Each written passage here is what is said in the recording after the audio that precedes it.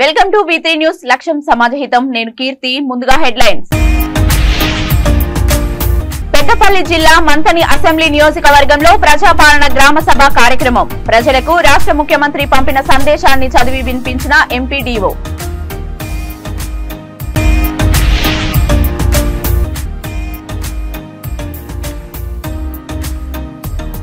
భద్రాచలం శ్రీ సీతారామచంద్ర స్వామి దేవస్థానంలో హుండీ లెక్కింపు గణనీయంగా పెరిగిన ఆలయ హుండీ ఆదాయం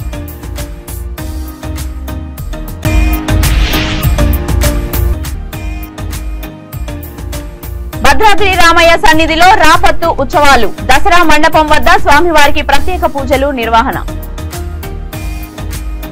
ఇక డీటెయిల్స్ లోకి వెళ్తే పెద్దపల్లి జిల్లా మంతని అసెంబ్లీ నియోజకవర్గం కమాన్పూర్ గ్రామ పంచాయతీలోని స్థానిక మార్కెట్ చౌరస్తా వద్ద ప్రజాపాలన సభ కార్యక్రమం నిర్వహించారు. గ్రామ సభలో ముందస్తుగా ప్రజాపాలన కార్యక్రమం ఉద్దేశాన్ని వివరిస్తూ రాష్ట్ర ముఖ్యమంత్రి రేవంత్ రెడ్డి ప్రజలకు పంపిన సందేశాన్ని స్థానిక ఎంపీడీఓ చదివి వినిపించారు. అనంతరం ఎంపీడీఓ విజయ్ కుమార్, సర్పంచ్ నీలం సరిత మాట్లాడుతూ ప్రభుత్వం చేపట్టిన ప్రజాపాలన కార్యక్రమం సజావుగా నిర్వహించేందుకు అవసరమైన అన్ని ఏర్పాట్లు చేశామని, కమాన్పూర్ మండలం పరిధిలో ప్రజాపాలన సభలు నిర్వహించేందుకు 20 కౌంటర్లు ఏర్పాటు చేశామని తెలిపారు. జనవరి 6 వరకు వివిధ పథకాల కోసం దరఖాస్తులు స్వీకరిస్తామని, ప్రజల కోసం ఏర్పాటు చేసిన ఈ కార్యక్రమాన్ని ప్రజలు పూర్తి స్థాయిలో సద్వినియోగం చేసుకోవాలని అన్నారు.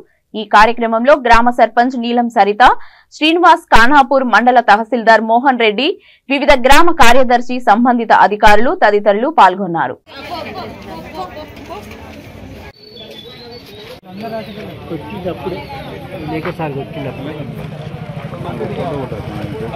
కమాన్పూర్ గ్రామ పంచాయతీ ఆవరణలో మొత్తం 20 కౌంటర్లు, ఒక జనరల్ కౌంటర్ మరియు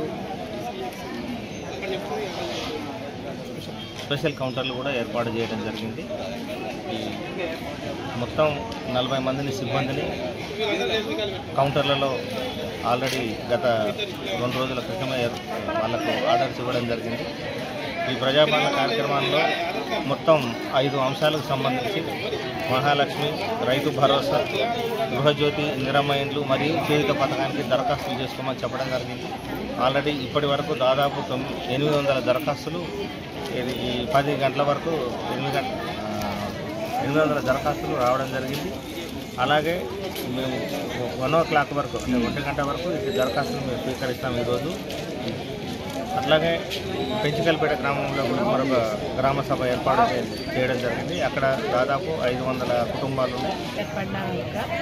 ఇచ్చినటువంటి 6 గ్యారంటీలు అందరి ప్రజల్లోకి ఏమేమి కావాలా, ఏమేమి అవసరాలు ఉన్నాయి అనేది తెలుసుకొని అవి అందరికీ అందుబాటులో అందేటట్టు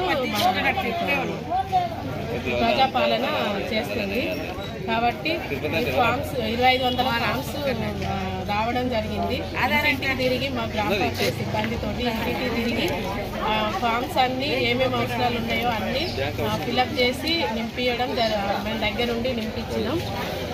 ఇవాళ ఇచ్చేవారు ఎవరైనా మిస్ అయిన వాళ్ళు ఉన్నా కూడా రేపు ఎల్లుండి 2 రోజులు మా గ్రామ పంచాయతీకి వచ్చి, మా గ్రామ పంచాయతీలో ఎవరు సెక్రటరీ ఉన్నా కానీ, మా సర్పంచ్ గారు ఉన్నా కానీ, కౌంటర్లో ఎవరికి ఇచ్చినా కానీ పర్లేదు, తీసుకొని మా పైకి పంపించి ఏమైనా అప్లికేషన్ పెట్టుకున్నారో అవన్నీ అర్జెంట్ చేస్తాం.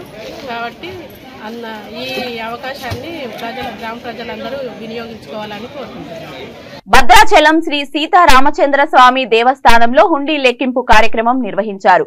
గత 42 రోజులుగా భక్తులు హుండీల ద్వారా స్వామివారికి సమర్పించిన ఆదాయాన్ని లెక్కించారు. ప్రధాన ఆలయంలోని హుండీలతో పాటు ఉపాయాల్లోని హుండీల ఆదాయం కూడా లెక్కించారు. దేవస్థానం ఈవో రమాదేవి పర్యవేక్షణలో ఆలయ సిబ్బంది, సేవా సిబ్బంది కలిసి ఈ లెక్కింపు కార్యక్రమంలో పాల్గొన్నారు. 92 గ్రాముల బంగారం, కేజీన్నర వెండి, 1,51,27,386 రూపాయల నగదు, అలాగే అంతర్జాతీయ కరెన్సీ రూపంలో మరో 2 లక్షలకు పైగా ఆదాయం వచ్చిందని ఆలయ ఈవో తెలిపారు. ముక్కోటి ఉత్సవాలను పురస్కరించుకొని హుండీ ఆదాయం గణనీయంగా పెరిగిందని వారు తెలిపారు.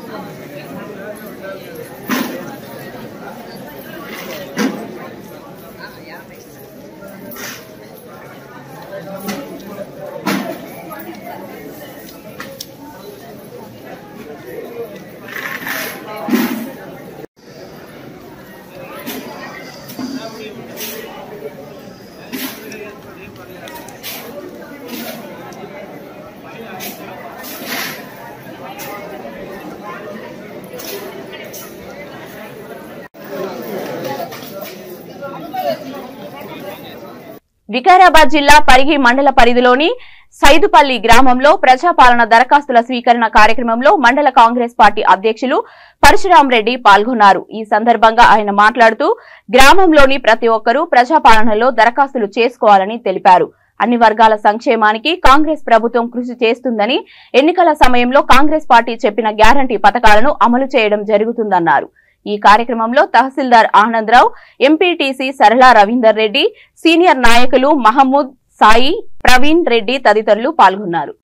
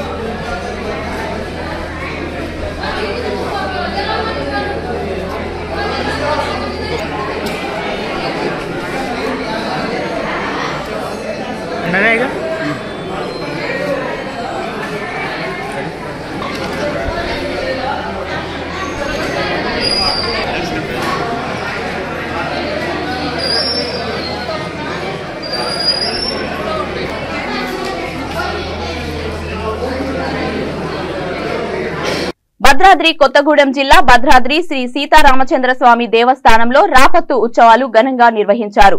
ఉత్సవాల్లో భాగంగా శ్రీ సీతారామచంద్ర స్వామి వారు రోజుకు ఒక ప్రదేశం వద్దకు వెళ్లి పూజలు అందుకుంటున్నారు.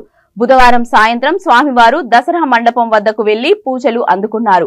మంగళ వాయిద్యాలు, వేద మంత్రాలు, కోలాటం, నృత్యాల నడుమ దసరా మండపం వద్ద వెళ్లిన స్వామివారికి ఆలయ అర్చకులు ప్రత్యేక పూజలు నిర్వహించారు. ఈ సందర్భంగా స్వామివారు శ్రీదేవి భూదేవి సమేత శ్రీరంగనాథుని అలంకరణలో భక్తులకు దర్శనమిచ్చారు.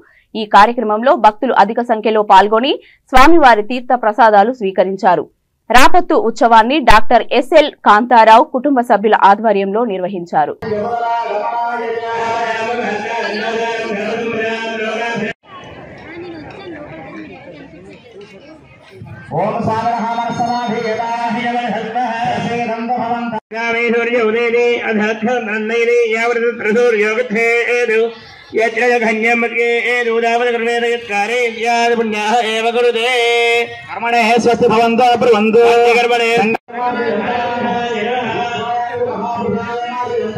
హైదరాబాద్ రవీంద్ర భారతిలో ప్రథమ భారతీయ మహిళా ఉపాధ్యాయురాలు సావిత్రిబాయి పులే 193వ జయంతిని సావిత్రిబాయి పులే ఫౌండేషన్ ఘనంగా నిర్వహించారు.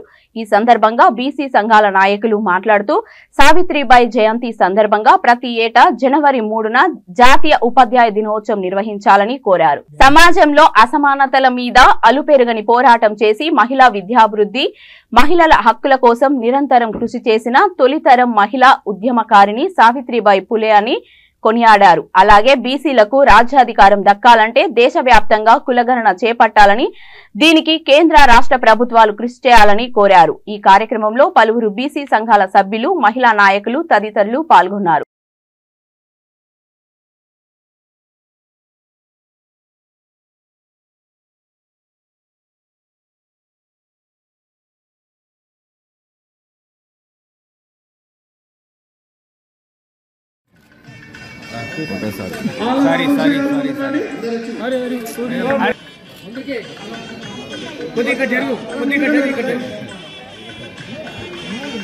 పరమేశ్వర్ గారు ఉండాల్సిందే.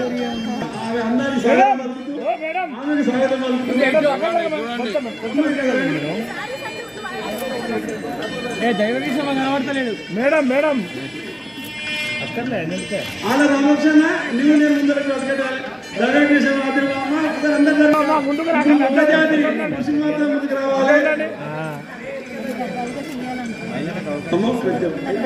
ఓకేనండి.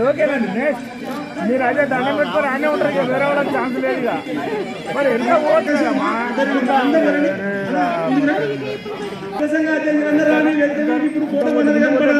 ఇంకా రానా అట్లా ఉండండి మేడం. గగన వెంకటస్వామి గారు, జాంగీర్ గారు, పెద్ద నాయకుడు అందరు కూడా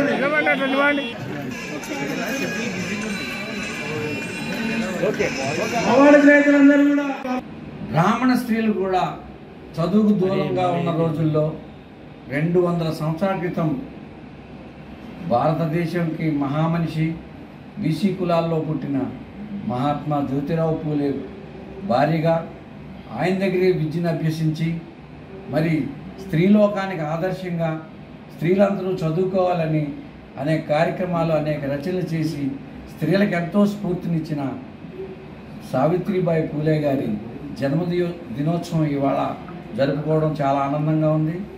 మరి ఆమె యొక్క జన్మదినాన్ని జాతీయ మహిళా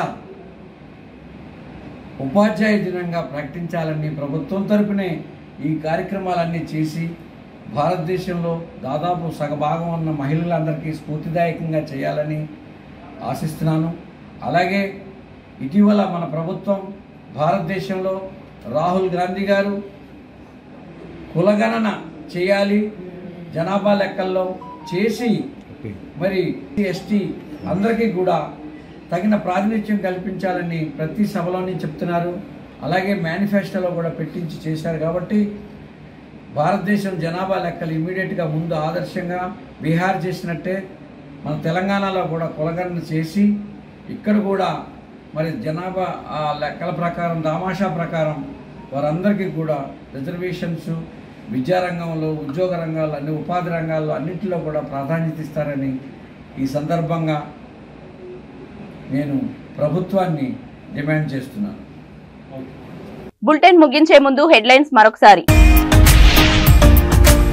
పెద్దపల్లి జిల్లా మంథని అసెంబ్లీ నియోజకవర్గంలో ప్రజాపాలన గ్రామ సభ కార్యక్రమం. ప్రజలకు రాష్ట్ర ముఖ్యమంత్రి పంపిన సందేశాన్ని చదివి వినిపించిన ఎంపీడీఓ.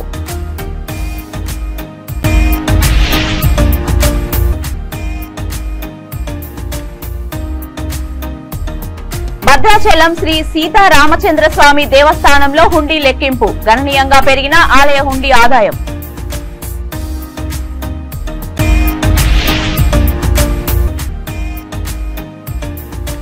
భద్రాద్రి రామయ్య సన్నిధిలో రాపత్తు ఉత్సవాలు. దసరా మండపం వద్ద స్వామివారికి ప్రత్యేక పూజలు నిర్వహణ. ఇవి ఇప్పటి వరకు ఉన్న అప్డేట్స్. మరిన్ని అప్డేట్స్ కోసం చూస్తూనే ఉండండి V3 న్యూస్. లక్ష్యం సమాధితం.